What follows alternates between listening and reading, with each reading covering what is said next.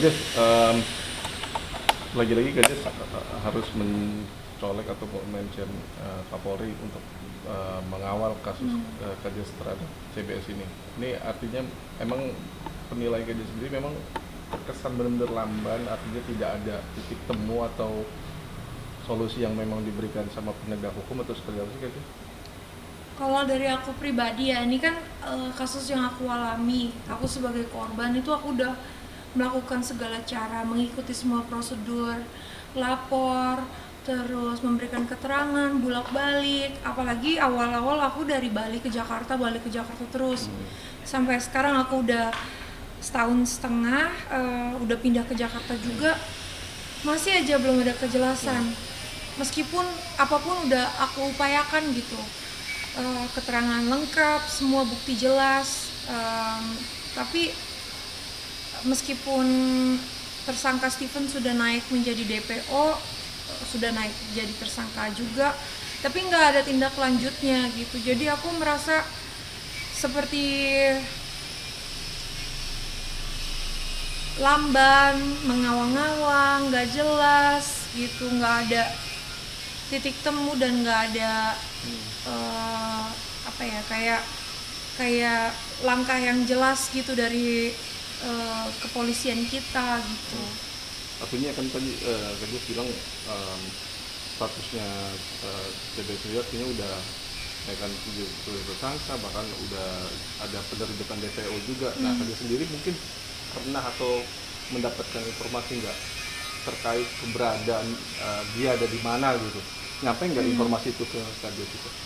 Kalau yang saya tahu dari kuasa hukum tersangka, dari kabar-kabar teman-temannya tersangka itu saat ini berada di Singapura. Uh,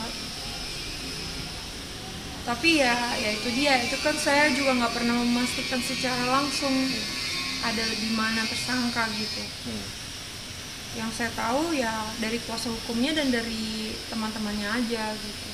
Tapi artinya dari kerja sendiri mungkin didampingi kuasa hukum mencoba mengupayakan semaksimal mungkin, artinya minta ke penegak hukum ini ya mungkin kerjasama dengan Interpol yang berkait atau apa untuk bisa segera menangkap atau gimana? Harapan aku sih seperti itu. Semoga kepolisian Indonesia bisa membantu aku sebagai korban untuk bisa mendapatkan hak-hak aku kembali, supaya kejahatan seperti penipuan ini bisa menerima efek jerah, supaya nggak terjadi kayak hal-hal seperti ini terjadi lagi sama orang lain. Apalagi saat ini kan mungkin banyak banget komen-komen yang masuk tuh bahwa mereka udah lapor polisi tapi nggak ada tindak lanjutnya segala macam, supaya kita juga bisa mengembalikan kepercayaan polisi kepada masyarakat juga kan melalui kasus ini gitu. Ya mudah-mudahan dengan berita ini terus diangkat, semoga polisi tergerak untuk bisa menangkap tersangka Stephen. Tapi dari pihak kuasa hukum Kades sendiri udah ada mungkin obrolan atau komunikasi dengan pihak Stephen? Kita selalu terbuka di awal untuk ayo kalian maunya apa, seperti apa, ini uang yang kalian bawa lari ini mau diapakan, pertanggungjawabannya gitu. Tapi sampai hari ini nggak ada itikat baik gitu, nggak pernah. Ketika dipanggil polisi nggak pernah hadir, ketika bilang mau mediasi tapi nggak pernah ada kabarnya. Jadi cuma ngomong doang gitu. Jadi aku juga pribadi bingung mau gimana gitu, karena aku sebenarnya pengennya masalahnya juga pasti selesai dong, nggak mau berlarut-larut gitu. Tapi tersangka Stephen ya udah kabur gitu aja gitu, sedangkan dari kepolisian kita juga aku rasa terlalu slow gitu. Jadi gimana ya, aku sebagai warga negara juga mau minta ke siapa lagi, aku bingung gitu. Kak, seandainya Steve ditahan, artinya ya apa artinya apa ditahan di penjara gitu, uang yang memang kerugian yang sampai miliaran punya Kades itu hilang, tidak balik lagi ke kakak siap mengikhlaskan itu atau seperti apa? Sampai sejauh ini sih aku siap mengikhlaskan. Jadi asal tersangka Stephen bisa bertanggung jawab, karena aku punya beban moral, aku tuh punya beban moral yang dimana aku sebagai korban udah memblow up kasus ini, tapi kalau nggak ada jalan keluarnya, pertama kasihan kepercayaan masyarakat kepada polisi, kasihan juga korban-korban yang lain gitu, seperti nggak ada harapan kan.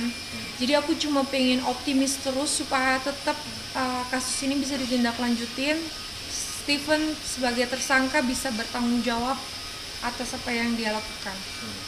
Kak, tentunya kan dengan kerugian berbisnis dengan bisnis ini cukup banyak yang dirugikan.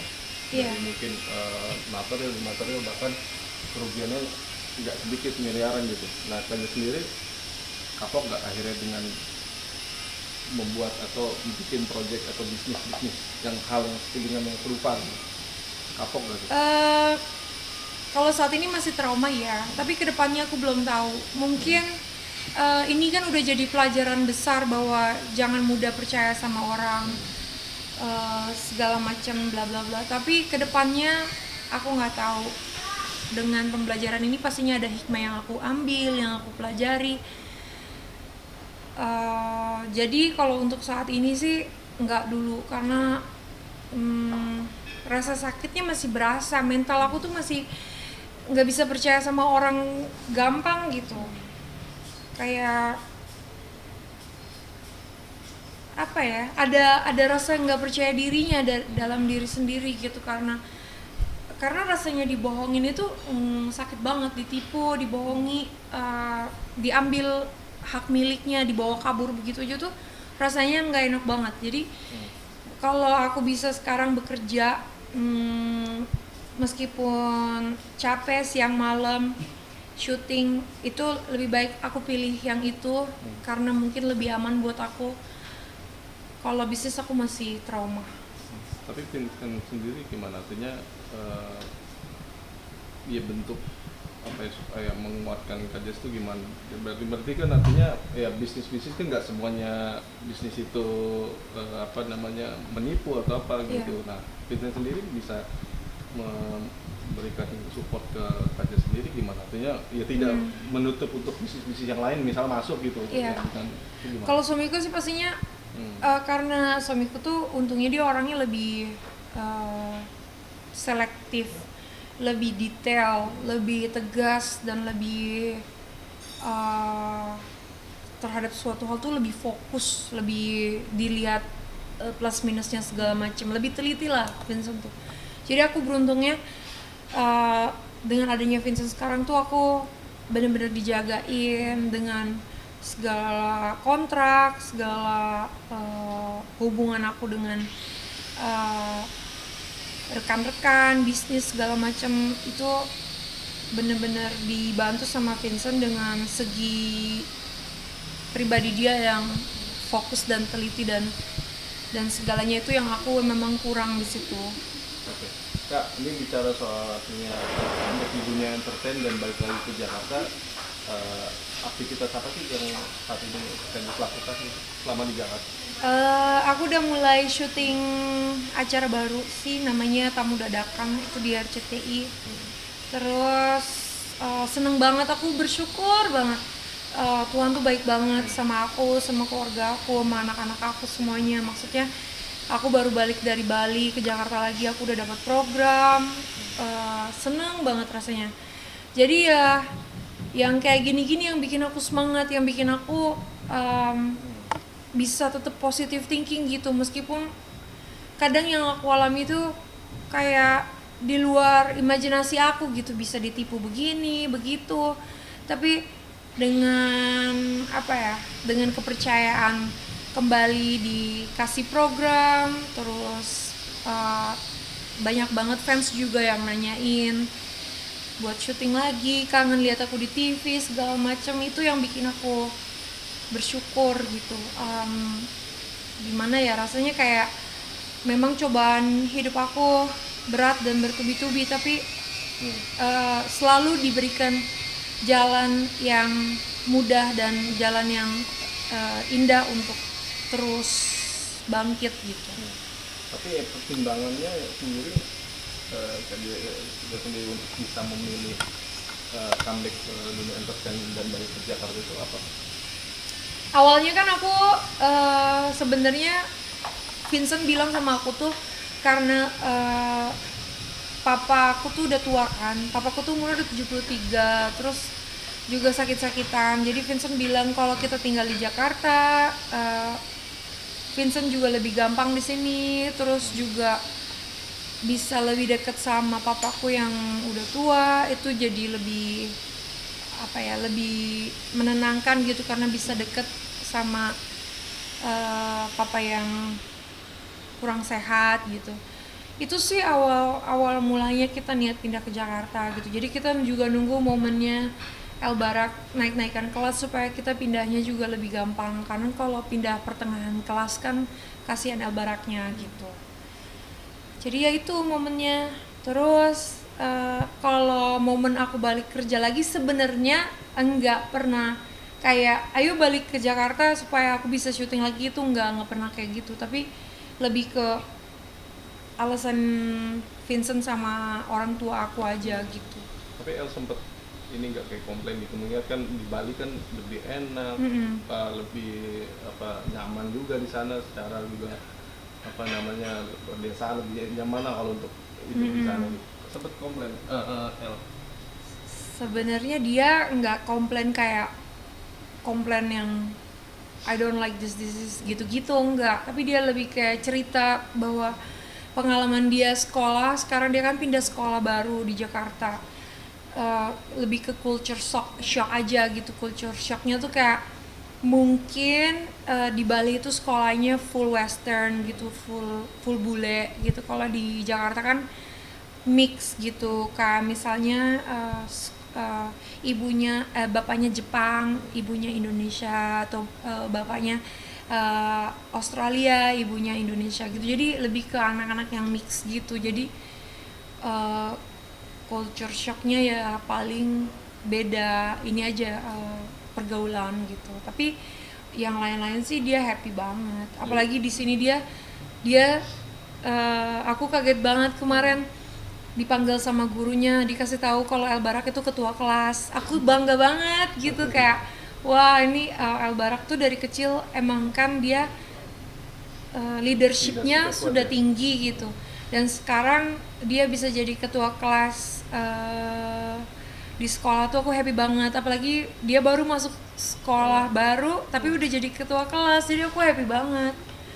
Terus juga dia terpilih jadi tim sepak bola sekolah gitu, gabung sama anak kelas 5 dan kelas 6. Itu aku happy banget gitu, kayak wah El Barak awal-awal udah bisa membuktikan diri dia kompeten di sekolah gitu. Apalagi nilai dia juga di sekolah, terutama matematika tuh bagus banget. Terus bulan September ini dia ikut championship gitu, jadi kayak antar sekolah lomba matematika gitu. Jadi aku kayak happy banget gitu, anak aku bisa perform di sekolahnya gitu. Itu memang anaknya multi talenta juga itu tuh gimana sih? Kayak mamanya ya. Sebenarnya ya itu berkah tersendiri sih dari ya Tuhan kasih anak yang mudah diurus, yang sehat, yang bisa nunjukin bakatnya gitu. Meskipun aku di rumah nggak pernah kayak misalnya nge-push dia, ayo El kamu harus begini, nggak pernah aku sama sekali kayak gitu. Aku cuma paling kalau sama anak tuh aku ngomong kayak El pinter banget matematikanya, nilainya 100 gitu. Aduh mama bangga banget sama El Barak gitu. Jadi aku nggak ke nge-push dia, tapi kayak kalau dia melakukan sesuatu yang bagus atau dapat nilai yang bagus, aku kasih apresiasi gitu. Jadi dengan apresiasi itu dia bikin dia semangat gitu, makanya dia terus membuktikan diri dia gitu. Meskipun kadang-kadang dia kayak misalnya ada salah atau kayak dia harus bawa black beans ke sekolah untuk science, untuk apa tuh? Science tuh Penelitian. ya pokoknya untuk penelitian gitu ya, dia lupa, terus aku yang repot mesti cari ke pasar bolak-balik gitu. Sebenarnya dalam hati kenapa dia bisa lupa ya, tapi aku tahan emosi aku gitu. Aku lebih kayak next time kalau El harus bawa kebutuhan sekolah jangan lupa, karena itu tanggung jawab El Barak gitu. Jadi aku lebih nggak kemarahin dia, tapi lebih kayak ngasih tahu gitu. Dengan kayak gitu sih cara didiknya menurut aku ya. Tapi memang anaknya kalau melihat lebih kuat dunia entertainnya ya Kak, just ketimbang akademisinya si L ini. Enggak sih, justru menurut aku akademisnya yang bagus. Karena dulu jujur aku waktu kecil itu matematika aku tuh parah. Aku tuh paling nggak suka pelajaran matematika. Tapi El Barak nih matematikanya dia seneng banget gitu, dia pinter banget matematika, dia suka banget sama sains, olahraga juga dia suka. Jadi ya itu hal-hal yang aku harus syukuri, yang aku harus apresiasi gitu, karena aku tahu itu pastinya butuh fokus kan, usaha, kerja keras gitu, dan ditambah lagi karena dia seneng makanya itu jadi mudah buat dia gitu. Jadi itu aku sangat happy banget di bidang akademisnya dia gitu. Kalau untuk entertainment sebenarnya aku nggak terlalu pengen dia sibuk entertainment gitu untuk saat ini ya, karena buat aku sekolahnya lebih penting. Buat aku dia punya cita-cita yang lain kan di luar entertainment. Jadi kalau misalnya dia mau fokus ke cita-cita dia di luar entertainment itu, justru aku akan dukung cita-cita dia yang di luar entertainment, karena aku yakin dia senang di situ gitu. Kalau di entertainment memang pintunya terbuka lebar buat dia, aku rasain banget gitu, karena tawaran buat dia tuh banyak banget gitu. Cuma ya pastinya kalau ganggu sekolah dan bikin dia nggak happy juga, aku nggak akan ambil itu gitu. Jadi ya sebagai ibu ya aku dukung pastinya yang bikin anak aku happy, anak aku suka gitu. Membagi waktu sama Vincent untuk mengurus anak-anak, terutama L yang udah mulai aktif sekolah gitu segala macam, itu gimana? Tapi kayak misalnya ngerjain PR misalnya dari tugas dari sekolah misalnya gitu, itu dilimpahkan ke siapa? Atau sebenarnya sih dilimpahkan ke aku, tapi Vincent yang lebih dominan kalau soal PR gitu. Jadi kayak misalnya dari sekolah itu kalau anak nggak bikin PR tuh ada email masuk gitu. Jadi kita sebagai orang tua tahu, oh dia nggak ngerjain PR nih. Kalau aku sebenarnya aku lebih santai, kayak misalnya ya udah kalau dia nggak ngerjain PR, aku paling cuma bilang kalau kamu nggak ngerjain PR nilai kamu yang jelek loh. Kalau nilai kamu yang jelek, nanti kamu yang raportnya jelek. Terus kalau raport kamu udah jelek, nanti kamu nggak naik kelas. Terus kalau kamu nggak naik kelas, nanti kamu bisa keluar dari sekolahnya gitu. Paling aku cuma bilang kayak gitu doang. Tapi kalau Vincent lebih ke bertanya, kenapa kamu nggak bikin PR? Padahal kamu udah tahu itu PR. Kamu lebih mentingin hal lain daripada PR, which is that's not good. Vincent tuh lebih kayak gitu, lebih mendidik, lebih strong gitu, lebih tegas gitu. Karena El Barak itu kan saat ini kan usianya udah 9 tahun. Dari 7 ke 14 itu aku sama Vincent kita udah punya apa ya, punya kayak tujuan gitu, bahwa 1 sampai 7 kita akan ajarkan kasih sayang kepada anak. 7 sampai 14 itu kita akan ajarkan disiplin, tanggung jawab, konsekuensi gitu. Dan 14 sampai 21 itu kita akan ajarkan friendship, ajarkan kebebasan gitu. Jadi ini momen-momen kita ngajarin disiplin gitu. Tapi yang lebih disiplin dan tegas itu kan Vincent. Jadi aku lebih serahkan ke bapaknya gitu. Kalau aku lebih ke support di belakang gitu. Dan aku kan juga konsentrasi sama Don, adik L yang kecil gitu. Jadi bagi-bagi tugas. Tadi Don sendiri sejauh ini perkembangan seperti apa? Kalau Don sekarang juga udah sekolah di Jakarta. Oh, iya, udah sekolah. Iya, udah 3 kali seminggu. Tapi sekolahnya bukan belajar. Lumayan ya. Iya, sekolahnya bermain sama motorik gitu, sama dance, Boleh. nyanyi-nyanyi gitu. Which is sebenarnya cuma sosialisasi aja gitu, supaya anaknya terbiasa untuk sosialisasi, untuk mengenal apa ya, kayak anak aku tuh sekarang udah belajar mundur, belajar kipito, belajar lompat, itu tuh karena sekolah. Jadi aku kayak seneng aja ke situ gitu, dan sekolahnya bukan akademis, jadi lebih ke olahraga, gimnastik gitu-gitu. Itu pertimbangannya apa? Kajian sosial biar Pertimbangannya tumbuh kembangnya lebih cepat atau mungkin seperti apa? karena pengalaman aku dengan El Barak dulu. El Barak juga mulai kayak gini tuh, kegiatan ini tuh dari dia 6 bulan. Don ini agak telat, dia mulainya dari sekitar setahun. Tapi ya udah, kita support terus gitu, karena buat aku bagus sih, karena pengalaman aku waktu El Barak juga dia motoriknya berkembang pesat lewat kegiatan-kegiatan kayak gini gitu. Itu tuh Kak Adis boleh coba dan dia ini tuh. Halo, saya Jessica Iskandar. Selamat ulang tahun buat RCTI yang ke-34. Semoga selalu jadi yang terdepan, TV nomor 1 paling oke, the best pokoknya. RCTI oke.